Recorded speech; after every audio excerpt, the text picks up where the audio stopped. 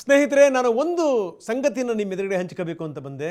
ನಿನ್ನೆ ಮತ್ತು ಇವತ್ತಿನ ಪ್ರಮುಖವಾದಂಥ ಸುದ್ದಿ ಏನಪ್ಪ ಅಂತಂದರೆ, ಸರ್ಕಾರಕ್ಕೆ ಹೈಕೋರ್ಟ್ ಮಂಗಳಾರತಿ ಎತ್ತಿರೋದು. ಒಂದೇ ಮಾತಲ್ಲಿ ಹೇಳಬೇಕು ಅಂತಂದರೆ, ಸರ್ಕಾರಕ್ಕೆ ಹೈಕೋರ್ಟ್ ತಪರಾಕಿ ಕೊಟ್ಟಿದೆ. ಅದರ ಹಿನ್ನೆಲೆ ಹೇಳ್ಬಿಡ್ತೀನಿ. ಅದರ ಹಿನ್ನೆಲೆ ಹೇಳಿದ್ರೆ ನಿಮಗೆ ಅರ್ಥ ಆಗುತ್ತೆ. ನೋಡಿ, ಅಕ್ಟೋಬರ್ 15, 2024 ಸರ್ಕಾರಕ್ಕೆ ಅದು ಯಾರು ತಲೆಯಲ್ಲಿ ತುಂಬಿದ್ರೋ ಗೊತ್ತಿಲ್ಲ, ಸರ್ಕಾರ ಒಂದು ಅದ್ಭುತವಾದಂಥ ಒಂದು ಕೆಲಸ ಮಾಡಿಬಿಡ್ತು. ಏನಪ್ಪ ಅಂತಂದರೆ 43 ಕೇಸ್ಗಳನ್ನು ಹಿಂಪಡಿತು. 43 ಕೇಸ್ಗಳು ಕ್ರಿಮಿನಲ್ ಕೇಸ್ಗಳು. ನೋಡಿ, ಅದರಲ್ಲಿ ರೈತ ಹೋರಾಟಗಾರರಿದ್ದರು, ಕನ್ನಡ ಹೋರಾಟಗಾರರಿದ್ದರು, ಈ ಬೇರೆ ಬೇರೆ ಹೆಸರುಗಳು ಕೂಡ ಅಲ್ಲಿ ಇಲ್ಲಿ ಸೇರ್ಕೊಂಡಿದ್ವು. ಪ್ರಶ್ನೆ ಬೇರೆ. ಈ ರೀತಿ ಹೋರಾಟಗಾರರ ಮೇಲಿರುವಂಥ ಕೇಸ್ಗಳಿದೆಯಲ್ಲ, ಅದನ್ನು ವಾಪಸ್ ಪಡೆಯೋದ್ರಲ್ಲಿ ಯಾರ ಅಬ್ಜೆಕ್ಷನ್ ಕೂಡ ಇಲ್ಲ. ಸಮಾಜ ಅದನ್ನು ವಿರೋಧಿಸಲ್ಲ, ಯಾಕಂದರೆ ಅವರ ಕೆಲಸ ಕಾರ್ಯಗಳು ಗೊತ್ತಿದೆ. ಇದು ಸಂತೋಷ ಸಂಗತಿ, ಅದರಲ್ಲಿ ಎರಡು ಮಾತಿಲ್ಲ. ಆದರೆ ಇದರಲ್ಲಿ ಕೆಲ ರಾಜಕೀಯ ಪಕ್ಷಗಳ ಹೆಸರುಗಳೂ ಇದ್ವು, ಅದರ ಕಾರ್ಯಕರ್ತರ ಹೆಸರುಗಳೂ ಇದ್ವು. ಬಿಡಿ, ಅದನ್ನೂ ಕೂಡ ಪಕ್ಕದಲ್ಲಿ ಹೇಳೋಣ, ನಮ್ಮ ಆಕ್ಷೇಪ ಏನಿಲ್ಲ.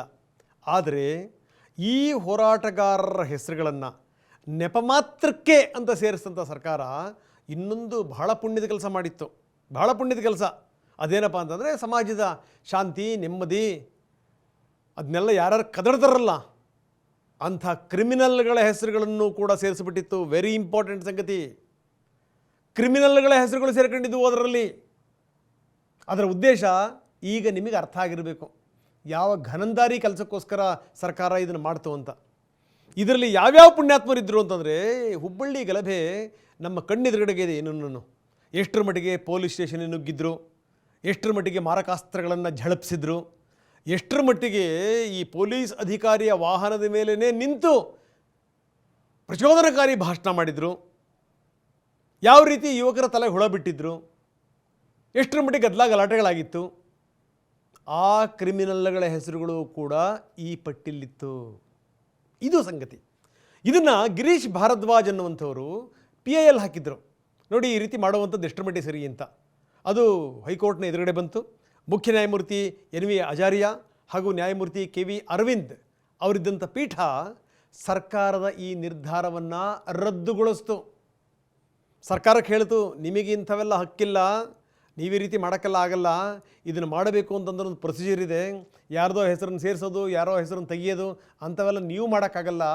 ಆ ಪ್ರೊಸೀಜರ್ ಏನು ಅಂತಂತಂದರೆ, ಅದು ಪೊಲೀಸ್ ಸ್ಟೇಷನ್ನಿಂದ ಶುರುವಾಗಿ ಪಬ್ಲಿಕ್ ಪ್ರಾಸಿಕ್ಯೂಟರ್ ತನಕ ಬಂದು ನಿಲ್ಲುವಂಥ ಕೆಲಸ, ಅದು ಅಲ್ಲಿಂದ ಆಗುವಂಥ ಕೆಲಸ. ಅದು ನೀವು ನಿಮಗೆ ಬೇಕಾದಂಥ ಹೆಸರುಗಳನ್ನ ಸೇರಿಸ್ಕೊಂಬಿಡಿ, ನಿಮಗೆ ಬೇಕಾದಂಥ ಹೆಸರುಗಳನ್ನ ಬಿಟ್ಬಿಡಿ, ಅಂಥ ಅಧಿಕಾರ ನಿಮಗಿಲ್ಲ ಅಂತ ಕೋರ್ಟ್ ತುಂಬ ಸ್ಪಷ್ಟವಾಗಿ ಹೇಳಿದೆ.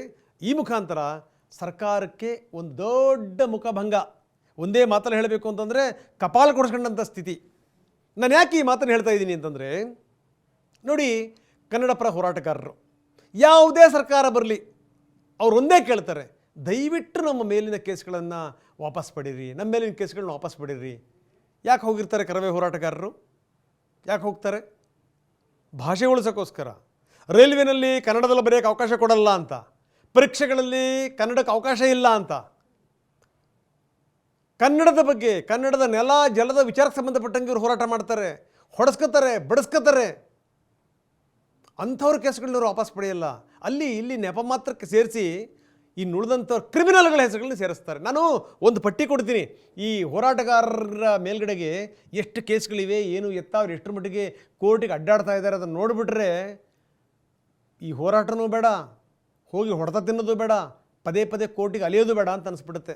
ಒಂದು ಎಕ್ಸಾಂಪಲ್, ಕರವೇ ಅಧ್ಯಕ್ಷರು ನಾರಾಯಣಗೌಡರ ಮೇಲೆ ಒಟ್ಟು 43 ಕೇಸ್ಗಳಿದೆ. ನಾರಾಯಣಗೌಡರ ಮೇಲೆ ಸಂಘಟನೆಗೆ 653 ಕೇಸ್ಗಳನ್ನು ಜಡಿದಿದ್ದಾರೆ.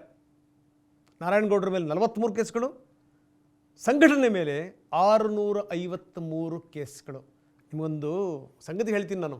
ಈ ಮೊನ್ನೆ ಬೋರ್ಡ್ಗಳನ್ನೆಲ್ಲ ಈ ದೊಡ್ಡ ದೊಡ್ಡ ಅಕ್ಷರಗಳಲ್ಲಿ ಕನ್ನಡ ಹಾಕಿ ಅಂತ ದೊಡ್ಡ ಮಟ್ಟಿಗೆ ಹೋರಾಟ ಆಯಿತು ನೋಡಿ. ಈ ಎಲ್ಲ ವೈಮನಸ್ಸುಗಳನ್ನು ಕೂಡ ಬಿಟ್ಟು ಕನ್ನಡ ಪರ ಹೋರಾಟಗಾರರು ಹೋರಾಟ ಮಾಡಿದ ರೀತಿ ಇತ್ತಲ್ಲ, ಅದ್ಭುತ. ನಾರಾಯಣಗೌಡರಿಂದ ಶುರುವಾಯಿತು. ಅದಕ್ಕೆ ಪ್ರವೀಣ್ ಶೆಟ್ಟರ್ ಬೆಂಬಲ ವ್ಯಕ್ತಪಡಿಸಿದರು, ಬೇರೆ ಬೇರೆ ಸಂಘಟನೆಗಳು ಕೂಡ ಬೆಂಬಲ ವ್ಯಕ್ತಪಡಿಸಿದವು. ಈಗ ಬೆಂಗಳೂರಲ್ಲಿ ಒಂದಿಷ್ಟು ಕನ್ನಡ ಬೋರ್ಡ್ಗಳು ಕಾಣ್ತಾ ಇವೆ. ಇವರಿಂದಾಗೇನೆ, ಕನ್ನಡ ಹೋರಾಟಗಾರರಿಂದಾಗೇನೆ ಇವು ಕಾಣ್ತಾ ಇರುವಂಥದ್ದು. ಅವತ್ತೊಂದೇ ದಿವಸ 14 ಕೇಸ್ಗಳನ್ನು ಹಾಕಿದ್ದಾರೆ ನಾರಾಯಣಗೌಡರ ಮೇಲೆ. ಅವ್ರ ಮೇಲಿರುವಂಥ ಕೇಸ್ಗಳು 43, ಸಂಘಟನೆ ಮೇಲಿರುವಂಥ ಕೇಸ್ಗಳು 653. ಇನ್ನು ಪ್ರವೀಣ್ ಶೆಟ್ಟರು ಕೂಡ ಕನ್ನಡದ ನೆಲ ಜಲ ವಿಚಾರಕ್ಕೆ ಸಂಬಂಧಪಟ್ಟಂಗೆ ಏನಾದರೂ ಆದರೆ ತಕ್ಷಣಕ್ಕೆ ಬೀದಿಗಿಳಿತಾರೆ, ಹೋರಾಟ ಮಾಡ್ತಾರೆ.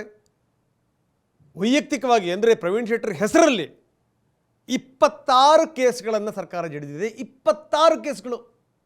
ಇನ್ನು ಅವರ ಸಂಘಟನೆ ಮೇಲೆ ಇರುವಂಥ ಕೇಸ್ಗಳ ಸಂಖ್ಯೆ 136. ನೀವು ನೋಡಬೇಕು, ಕನ್ನಡ ಹೋರಾಟಗಾರರು ಬರೀ ಕೋರ್ಟ್ಗೆ ಅಡ್ಡಾಡ್ತಿರ್ತಾರೆ. ತುಂಬ ಸಂದರ್ಭಗಳಲ್ಲಿ ವ್ಯವಸ್ಥೆ ಗಮನಕ್ಕೆ ತಂದರು, ದಯವಿಟ್ಟು ನಮ್ಮನ್ನು ಇದರಿಂದ ತೆಗೆದುಬಿಡಿ, ಈ ಹೆಸರನ್ನು ತೆಗೀರಿ ಅಂತ. ಯಾರೂ ಕೂಡ BJP ಸರ್ಕಾರವೂ ಕೂಡ ಸೇರಿಕೊಂಡಂಗೆ. ನಾನು ಈ ಸಂದರ್ಭದಲ್ಲಿ ಒಂದು ಸಂಗತಿನ ಹೇಳೋಕ್ಕೆ ಇಷ್ಟಪಡ್ತಾ ಇದ್ದೀನಿ. ಏನು ಅಂತಂದರೆ, ಈ ಬೊಮ್ಮಾಯಿಯವರು ಇದ್ದಂಥ ಸಂದರ್ಭದಲ್ಲಿ ನಾನೇ ಒಂದಷ್ಟು ಜನ ಕನ್ನಡ ಪರ ಹೋರಾಟಗಾರರನ್ನು ಕರ್ಕೊಂಡೋಗಿ ಬೊಮ್ಮಾಯಿಯವರಿಗೆ ಮನವಿ ಸಲ್ಲಿಸಿದ್ದೆ, ಸರ್ ಈ ಥರ ಎಲ್ಲ ಆಗಬಾರ್ದು, ದಯವಿಟ್ಟು ವಾಪಸ್ ತಗೊಳ್ಳಿ ಅಂತ. ಅದೇನೂ ಆಗಲಿಲ್ಲ, ಪ್ರಶ್ನೆ ಬೇರೆ. ಇನ್ನು ಈ ಬೇರೆ ಬೇರೆ ಹೆಸರುಗಳನ್ನ ನಾನು ಹೇಳ್ತಾ ಹೋಗ್ತೀನಿ. KR ಕುಮಾರ್ ಕನ್ನಡ ಹೋರಾಟಗಾರರು, ಅವ್ರ ಮೇಲೆ 20 ಕೇಸ್ಗಳಿವೆ. ಪದೇ ಪದೇ ಅವರು ಕೋರ್ಟಿಗೆ ಅಡ್ಡಾಡ್ತಾರೆ. ಬಸವರಾಜ್ ಪಡಕೋಟಿ, ಇವ್ರ ಹೆಸರನ್ನು ಕೇಳಬೇಕು ನೀವು. ನೋಡಿ, ಬಸವರಾಜ್ ಪಡಕೋಟಿ ಅವರು ಮೂಲತಃ ಮರಾಠರವರು. ಕನ್ನಡದ ಬಗ್ಗೆ ಈ ಬಸವರಾಜ್ ಪಡಕೋಟಿಗೆ ಅದು ಎಂಥ ಅಭಿಮಾನ ಅಂತಂತಂದರೆ ಯಾವುದೇ ಕಾರಣಕ್ಕೂ ಕನ್ನಡ ಬಿಟ್ಕೊಡಲ್ಲ ರೀ. ಅದಕ್ಕೆ ಅವರಿಗೆ ಸಿಕ್ಕಿರುವಂಥ ಬಹುಮಾನ ಏನು ಗೊತ್ತಾ? 13 ಕೇಸ್ಗಳನ್ನು ಬಹುಮಾನದ ರೂಪದಲ್ಲಿ ಕೊಡಲಾಗಿದೆ. ಅಷ್ಟೇ ಅಲ್ಲ, ಅದಕ್ಕಿಂತ ಒಂದು ದೊಡ್ಡ ಅವಾರ್ಡ್ ಇದೆ, ರೌಡಿ ಶೀಟರ್ ಪಟ್ಟ. ಬಸವರಾಜ್ ಪಡಕೋಟಿಗೆ ಅವರಿಗೆ ರೌಡಿ ಶೀಟರ್ ಪ್ಲಸ್ 13 ಕೇಸ್ಗಳು. ಇದು ಸ್ಥಿತಿ. ಯಾವುದಕ್ಕೋಸ್ಕರ ಹೋರಾಟ ಮಾಡಬೇಕು ಸ್ವಾಮಿ? ನಾಚಿಕೆ ಆಗೋದು ಬೇಡವಾ ಸರ್ಕಾರಕ್ಕೆ, ಒಂದು ವ್ಯವಸ್ಥೆಗೆ? ಇನ್ನು ರೇಷ್ಮೆ ಸೀಮೆ ರಮೇಶ್ ಅವರ ಮೇಲೆ 12 ಕೇಸ್ಗಳಿವೆ. ರೌಡಿ ಶೀಟರ್ ಲಿಸ್ಟಿಗೆ ಸೇರಿಸಿದ್ದಾರೆ. ಈ ಪರೇಡ್ ಮಾಡ್ತಾರಲ್ಲ, ಪಕ್ಕಾ ಕ್ರಿಮಿನಲ್ಗಳನ್ನು ಕರ್ಕೊಂಬಂದ್ಬಿಟ್ಟು ಪರೇಡ್ ಮಾಡ್ತಾರೆ ನೋಡಿ, ಭಾಳ ಚೆನ್ನಾಗಿರುತ್ತದು. ಸಾಲಕ್ಕೆ ನಿಲ್ಲಿಸಿರ್ತಾರೆ, ಈ ಕೈ ಕಟ್ಕೊಂಡು ನಿಂತಿರಬೇಕು, ಎಲ್ಲರೂ ಕೂಡ ತಲೆ ತಗ್ಗಿಸ್ಕೋಬೇಕು. ಎದುರುಗಡೆ ಅಧಿಕಾರಿಗಳು ಕೇಳ್ತಾರೆ, ಏನಯ್ಯ ಯಾಕೆ ಗಡ್ಡ ಬಿಟ್ಟಿಯ ನೀನು ಅಂತ. ಅದಕ್ಕೆ ಉತ್ತರ ಹೇಳಬೇಕು. ಏನಿದು ಕೈಯಲ್ಲೆಲ್ಲ ಇಷ್ಟೊಂದೆಲ್ಲ ದಾರ ಸುತ್ಕೊಂಡಿಯಲ್ಲ, ಅದಕ್ಕೆ ಉತ್ತರ ಹೇಳಬೇಕು. ನೀನೇನಾದರೂ ಬಾಲ ಬಿಚ್ಚಿದ್ರೆ ಕತ್ತರಿಸ್ಬಿಡ್ತೀವಿ, ಹುಷಾರಾಗಿರೋ ಬಾಲನ ಅಂತಾರೆ. ಆಯ್ತು ಸ್ವಾಮಿ ಅನ್ನಬೇಕು. ಅಂಥವ್ರ ಪಟ್ಟಿಗೆ ರೇಷ್ಮೆ ಸೀಮೆ ರಮೇಶ್. ಎಂಥ ಸ್ಥಿತಿ ನೋಡಿ, ಹೋರಾಟಗಾರರಿಗೆ ಸಿಕ್ಕಿರುವಂಥ ದೊಡ್ಡ ಬಳುವಳಿ, ದೊಡ್ಡ ಬಹುಮಾನ. ಮಂಜುನಾಥ್ ದೇವ್ ಅವ್ರ ಮೇಲೆ 11 ಕೇಸ್ಗಳಿವೆ. ಓಡಾಡ್ತಾನೇ ಇದ್ದಾರೆ. ಕೇಸ್ಗಳು ಬಹಳ ಇದ್ದವು, ಎಲ್ಲ ಮುಗಿದು ಈಗ 11 ಕೇಸ್ಗಳಿಗೆ ಬಂದು ನಿಂತಿದೆ. ಇನ್ನು ರೂಪೇಶ್ ರಾಜಣ್ಣ ಕೂಡ ಭಾಳ ಉತ್ಸಾಹದಿಂದ ಹೋರಾಟದಲ್ಲಿ ಪಾಲ್ಗೊಳ್ತಾರೆ, ಪ್ರತಿಭಟನೆ ಮಾಡ್ತಾರೆ, ಮುಲಾಜಿಲ್ದನೇ ಬೈತಾರೆ. ಅವರ ಮೇಲೆ 6 ಕೇಸ್ಗಳನ್ನು ಜಡಿಯಲಾಗಿದೆ. 6 ಕೇಸ್ಗಳು. ಈ ಆಟೋ ಸೀನಾ, ಈ ಕೇಸನ್ನು ಕೇಳಬೇಕು ನೀವು. ಈ ಕೇಸಿನ ಕಥೆ ಭಾಳ ಚೆನ್ನಾಗಿದೆ, ಇದನ್ನು ಕೇಳೋಕ್ಕೆ. ಆಟೋ ಸೀನನ್ನ ಮೇಲೆ ಬಹಳಷ್ಟು ಕೇಸ್ಗಳಿದ್ದು, ಈಗ ಅವು 6 ಕೇಸ್ಗಳಿಗೆ ಇಳಿದಿದೆ.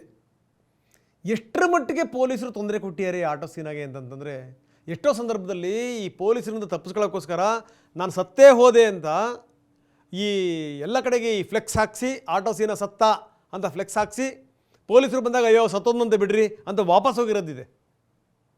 ಅಷ್ಟರ ಮಟ್ಟಿಗೆ ಪೊಲೀಸರು ಕಡೆಯರು ನೋಡಿ.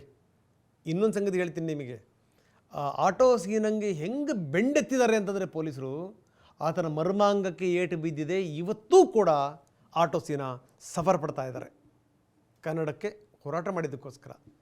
6 ಕೇಸ್ಗಳು ಪ್ಲಸ್ ಇನ್ನೊಂದು ದೊಡ್ಡ ಪಟ್ಟ, ರೌಡಿ ಶೀಟರ್ ಪಟ್ಟ. ಸರ್ಕಾರಕ್ಕೆ ಏನಾದರೂ ಮಾನ ಮರ್ಯಾದೆ ಅನ್ನೋದೇನಾದರೂ ಇದ್ದರೆ ಒಂದು ಸ್ವಲ್ಪ ನೋಡಬೇಕು ಇಂಥವ್ರ ಬಗ್ಗೆ ಏನು ಅಂತ.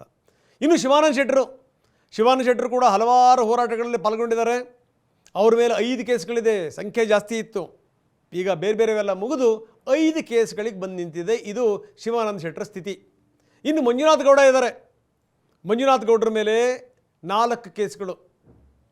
ಪಾಪ ಇವರು ಕನ್ನಡಕ್ಕೆ ಏನೇ ಅನ್ಯಾಯ ಆದಂಥ ಸಂದರ್ಭದಲ್ಲೂ ಕೂಡ ರೈಲ್ ರೋಕೋ ಚಳವಳಿಯಿಂದ ಹಿಡಿದು ಬಹಳಷ್ಟು ಸಂದರ್ಭಗಳಲ್ಲಿ ಇವರು ಹೋರಾಟಗಳಲ್ಲಿ ಪಾಲ್ಗೊಂಡಿದ್ದಾರೆ. ಅಂತ ಮಂಜುನಾಥ್ ಗೌಡರ ಮೇಲೆ 4 ಕೇಸ್ಗಳಿದೆ. ಮತ್ತೊಂದು ದೊಡ್ಡ ಬಹುಮಾನ ಏನಪ್ಪ ಅಂತಂದರೆ ರೌಡಿ ಶೀಟರ್ ಪಟ್ಟ. ನಾನು ಒಂದಷ್ಟು ಜನರದ್ದು ಗೊತ್ತಿರೋ ಕತೆ ಹೇಳಿದೆ. ರಾಜ್ಯಾದ್ಯಂತ ನೋಡಿಬಿಟ್ರೆ ಹೋರಾಟಗಾರರ ಮೇಲೆ ಕೇಸ್ಗಳ ಮೇಲೆ ಕೇಸ್ಗಳು ಜಡಿತಾ ಇದ್ದಾರೆ.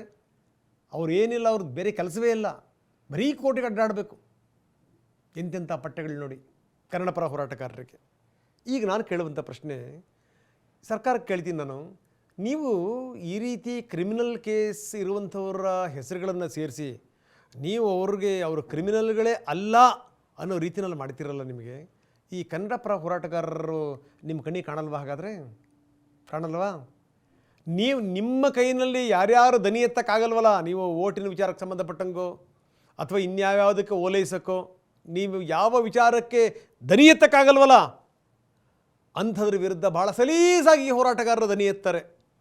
ನಿಮ್ಮೇನು ಕಣ್ಣು ಕುರುಡಾಗಿದೆಯಾ? ನಿಮಗೆ ಕಿವಿ ಏನಾದರೂ ಕಿವುಡಾಗಿದೆಯಾ? ನಿಮಗೆ ಎಲ್ಲದಕ್ಕೂ ಬೇಕು ಇವರು ಹೋರಾಟ ಮಾಡೋಕ್ಕೆ. ನಿಮ್ಮ ಹತ್ರ ಹೊಡೆಸ್ಕೋಬೇಕು, ವ್ಯವಸ್ಥೆಯಲ್ಲಿ ಬೈಸ್ಕೋಬೇಕು, ಅನಿಸ್ಕೋಬೇಕು, ರೌಡಿ ಪಟ್ಟ ತಗೋಬೇಕು. 43 ಕೇಸ್ಗಳನ್ನು ನೀವು ಹಿಂಪಡೆದ್ರಲ್ಲ, ಸರ್ಕಾರದವ್ರಿಗೆ ಕೇಳ್ತೀನಿ ನಾನು, ಮಾಡಿ ಮೊದಲು ಮಾಡೋದಾದರೆ ಕನ್ನಡ ಪರ ಸಂಘಟನೆಯವರು ಯಾರು ಇದಾರಲ್ಲ ಅವ್ರ ಕೇಸ್ಗಳನ್ನ ವಾಪಸ್ ಪಡೀರಿ. ಇನ್ನೂ ಕೆಲವ್ರ ಹೆಸರುಗಳನ್ನ ಹೇಳಿಲ್ಲ. ವಾಟಾಳ್ ನಾಗರಾಜ್ ಅವ್ರನ್ನ ಬಿಟ್ಟು ನಾವು ಮಾತಾಡೋಕ್ಕೆ ಸಾಧ್ಯ ಇಲ್ಲ. ಇತ್ತೀಚಿನ ದಿನಗಳಲ್ಲಿ ಅವ್ರ ಮೇಲೆ ಕೇಸ್ಗಳು ಹಾಕ್ತಾಯಿಲ್ಲ, ವಯಸ್ಸಾಗಿದೆ ಅನ್ನುವಂಥ ಕಾರಣಕ್ಕೋಸ್ಕರ. ಅವರ ಹಿಂಬಾಲಕರ ಮೇಲೂ ಕೂಡ ವಿಪರೀತವಾದಂಥ ಕೇಸ್ಗಳಿದೆ. ಸಾರಾ ಗೋವಿಂದ ಮೇಲೆ ಕೇಸ್ಗಳಿದೆ. ಇದೆಲ್ಲ ಬಿಟ್ಟು 43 ಕೇಸ್ಗಳನ್ನು ಸರ್ಕಾರ ಹಿಂಪಡೆದಿತ್ತಲ್ಲ, ಅಕ್ಟೋಬರ್ 15, 2024 ಕೋರ್ಟ್ ಮಂಗಳಾರತಿ ಎತ್ತಿದೆ. ನಾಚಿಕೆ ಆಗಲ್ವ ಅಂತ ಕೇಳಿದೆ. ನಿಮ್ಗೆ ಯಾವ ಹಕ್ಕಿದೆ ಇಂಥವನ್ನೆಲ್ಲ ಮಾಡೋಕ್ಕೆ ಅಂತ ಕೇಳಿದೆ. ಇನ್ನಾದರೂ ವ್ಯವಸ್ಥೆ ಎಚ್ಚೆತ್ತುಕೊಳ್ಳಿ. ಜೊತೆಗೆ ಏನು ಅಂದರೆ ಈ ಕನ್ನಡ ಪರ ಹೋರಾಟಗಾರರ ಮೇಲಿನ ಕೇಸ್ಗಳನ್ನು ವಾಪಸ್ ಪಡೀಲಿ ಅಂತ ಹೇಳ್ತಾ ನನ್ನ ಮಾತನ್ನು ಮುಗಿಸ್ತೀನಿ.